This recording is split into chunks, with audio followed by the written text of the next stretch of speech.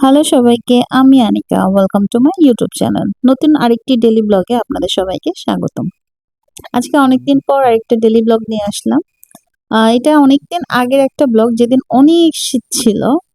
তো সেদিনের মাঝে আর কোনো ব্লগ করা হয়নি, কারণ শরীরটাও বেশ ভালো না, আবার মনটাও ঠিক ভালো না। অনেকে সাবস্ক্রাইব করে ফ্রেন্ড হয় ঠিকই, তারপরে না সাবস্ক্রাইব গুলো কেটে দেয়। তো এই কারণে না ইউটিউব থেকে একদম কেমন জানি মনটা একদম খুব খারাপ লাগছিল। যাই হোক, সকালে একটু চিয়া সিড করে খেয়ে নিলাম, নাস্তা খেয়ে নিলাম। তারপরে কাজের আপা সব রেডি করে দিয়ে গেছিল। তো রান্না করে নিলাম কবুতরের মাংস। তারপরে ছিল আমার অর্জুনের পছন্দের খাবার সয়াবিন, আর একটু ধনেপাতা ভর্তা। এই ছিল সেদিনের রান্না বাড়া।